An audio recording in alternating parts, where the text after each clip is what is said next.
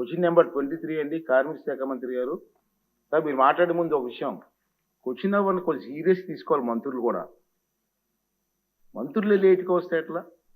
Please మీరు ఎవరికో question number important పబ్లిక్కి అండ్ మా మెంబర్స్కి. మీరు ఇన్ టైంలో రావడం కోసం ప్రయత్నం చేయండి. ధన్యవాదాలు అధ్యక్ష. ఆలస్యమైనందుకు క్షమించాలి అధ్యక్ష. ఒక ఎమ్మెల్యేగా మంత్రిగా అవకాశం కల్పించి అసెంబ్లీలో నిలబెట్టిన రామచంద్రపురం ప్రజానికానికి, అలాగే స్వర్ణాంధ్ర సృష్టికర్త గౌరవనీయులు ముఖ్యమంత్రి నారా చంద్రబాబు నాయుడు గారికి, డిప్యూటీ సీఎం పవన్ కళ్యాణ్ గారికి, మరియు యువనేత లోకేష్ గారికి, మరియు నా తోటి మంత్రులు శాసనసభ్యులందరికీ కూడా నా ధన్యవాదాలు, నమస్కారాలు. ఇక ఎమ్మెల్యే తణుకు ఎమ్మెల్యే గారు రాధాకృష్ణ గారు అడిగిన ప్రశ్న విషయానికి వస్తే, పశ్చిమ గోదావరి జిల్లాలోని తణుకు మరియు ఇతర నియోజకవర్గాల్లో కార్మికులకు ఈఎస్ఐ ఆసుపత్రి అందుబాటులో లేదనేది వాస్తవమేనా?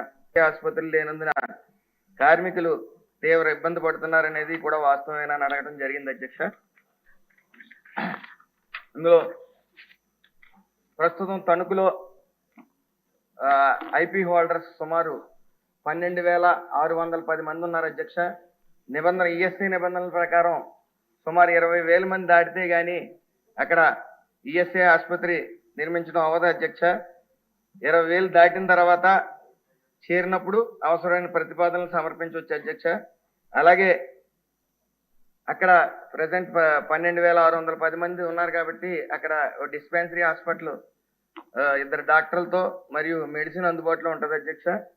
అలాగే సుమారు రాజమండ్రిలో 45 కిలోమీటర్ల, తణుకు నుంచి 45 కిలోమీటర్ల వ్యవధిలో రాజమండ్రిలో ఈఎస్ఐ ఆసుపత్రి ఒకటి, అలాగే కాకినాడ 95 కిలోమీటర్ల దూరంలో ఈఎస్ఐ ఆసుపత్రి ఒకటి ఉంది అధ్యక్ష. మరి మీరు ఎలాగ ఈఎస్ఐ విషయం వచ్చింది కాబట్టి అధ్యక్ష, నాకు కొంత సమయం ఇస్తే గత ప్రభుత్వం ఈఎస్ఐ ఆసుపత్రి మీద ఎంత చిత్తశుద్ధితో ఉంది, ఈ ప్రభుత్వం వచ్చిన ఈ 5 నెలల్లో ఏం చేసింది అనేది చెప్పదలిచాను అధ్యక్ష.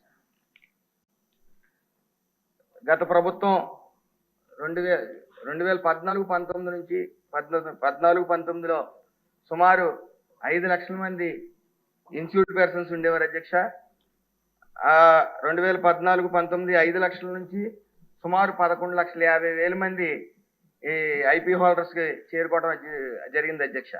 అలాగే 2019-24 వైఎస్ఆర్ ప్రభుత్వంలో సుమారు 11,50,000 నుంచి 14 లక్షలు మాత్రమే నమోదు చేసుకోవడం జరిగింది అధ్యక్ష.